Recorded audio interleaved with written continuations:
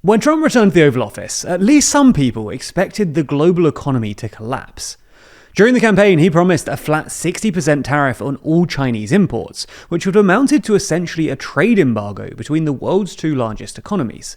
However, while there was a brief tariff tit-for-tat after Liberation Day, this was quickly followed by a trade truce, and the two sides have been engaged in some surprisingly mellow negotiations since. That was until late last week, when China imposed new export restrictions on rare earth metals in response to an expansion of the US's sanctions list, and Trump threatened to reimpose triple-digit tariffs. So in this video, we're going to take a look at how we got here, the recent escalation, and who's currently got the upper hand.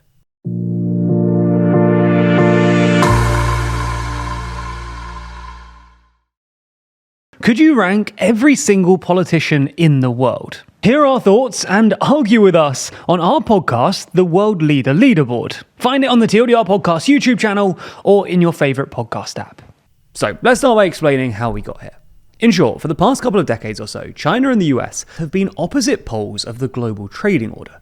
China has reliably won the world's largest trade surpluses, in other words, exported more than it imports, while the US has reliably run the world's largest trade deficit, in other words, imported more than it's exported.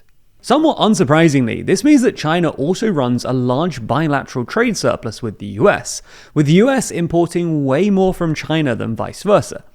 Anyway, in the past decades or so, American politicians have decided that they don't like this state of affairs, for at least three reasons. First, they see China's persistent surpluses as proof of its unfair trade practices, like currency manipulation, and blame these unfair practices for essentially undercutting American manufacturing and accelerating America's so-called deindustrialization.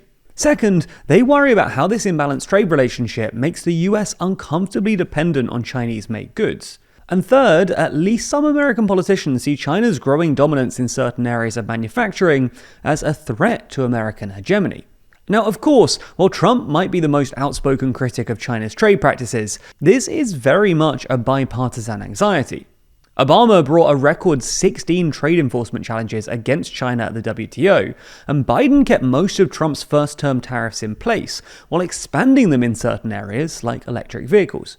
Nonetheless, in his second term, Trump has clearly taken things up a notch. It all kicked off after Trump's so-called Liberation Day on April 2nd, when Trump announced sweeping tariffs on basically every country, including a 34% flat tariff on China. While this was lower than the 60% that Trump had threatened during the campaign, it was still pretty unprecedented, and would have essentially quadrupled the pre-existing rate for Chinese imports. China retaliated by matching Trump's tariff rate, sparking a tit-for-tat trade war that climaxed with the US imposing a 145% tariff on China, and China imposing a 125% tariff on the US, plus additional restrictions on certain rare earth metals. For context, rare earth metals are a set of 17 nearly indistinguishable chemical elements which are needed for a number of advanced technologies. Now, China dominates in the production, but especially the processing of rare earths, and framed its restrictions as a symmetrical retaliation against America's export restrictions on advanced chips going to China, which were expanded by the Trump administration.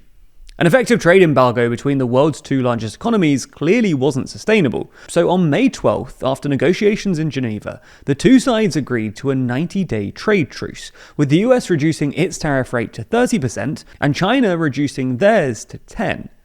This was then followed by a second round of trade negotiations in London on June 9th and 10th, when China agreed to lift its restrictions on rare earths and the US agreed to relax restrictions on chip exports. There was then a third round in Stockholm in July 28th and 29th, which culminated in an extension of the trade truce for another 90 days, and then a fourth round in Madrid between September 14th and 17th.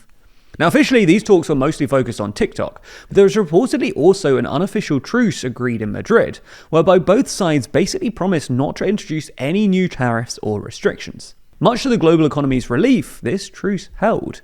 Well, until Thursday last week, when the US Commerce Department quietly announced that it will be adopting what's become known as the 50% rule.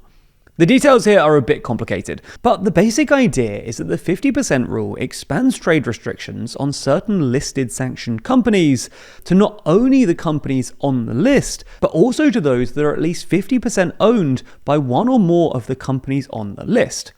Because quite a lot of big Chinese companies are on the sanctioned list, and because big Chinese companies have stakes in lots of smaller Chinese companies, this new rule would affect thousands of smaller Chinese companies. Beijing considered this a violation of the trade truce agreed in Madrid, and so later that day reacted by announcing a slew of new export restrictions that would essentially require foreign companies to ask for Beijing's approval to export goods that contain even trace amounts of Chinese-sourced rare earth materials. And it's hard to overstate quite how broad these restrictions could be. Basically, every advanced technology, including semiconductors and military jets, use Chinese-sourced rare earths, which means that Beijing would essentially get veto rights over the entire supply chain. Even US AI chips made in a US semiconductor factory sent to a US AI lab would still need permission from the CCP. Trump was apparently blindsided by this and reacted by announcing a retaliatory 100% tariff from November 1st, essentially restarting the trade war. So what's going to happen next? Well, at first glance, you might expect Trump to get his way. After all, China is the surplus country in this relationship, and Trump seems to think that that gives him the upper hand, because Chinese companies rely on American consumers to buy their stuff. Tariffs are thus bad news for Chinese companies, especially given that there are already signs that the Chinese economy is slowing. However, recent experience suggests that Trump might have less leverage than he thinks. Chinese exporters have been able to cope with Trump's tariffs better than many commentators expected, mainly by redirecting exports to other regions. Similarly, while Trump also claimed in another Truth Social post that the US has more, quote, monopoly positions than China, this doesn't ring true. The downside of being the deficit country in the relationship is that the US does rely more on Chinese manufacturing than vice versa, and previous attempts to leverage its monopoly positions have had mixed results. Restrictions on advanced chip exports, for instance, have apparently encouraged self-sufficiency in China's domestic chip industry, and China reacted warily to the recent relaxation on Nvidia chips. Moreover, Beijing knows that for political reasons, Trump can only tolerate so much economic pain, as evidenced by his recent Truth Social attempting to assuage market anxieties after the American stock index slumped on Friday. Ultimately, this all suggests that Trump will struggle to extract concessions from China, and we probably shouldn't expect a sudden rebalancing of the global trading order anytime soon. Now, the state of the US-China trade war is constantly changing and updating, as more and more outlets begin reporting on it. Right now, there are 338 sources reporting on it, with most of the coverage coming from the center.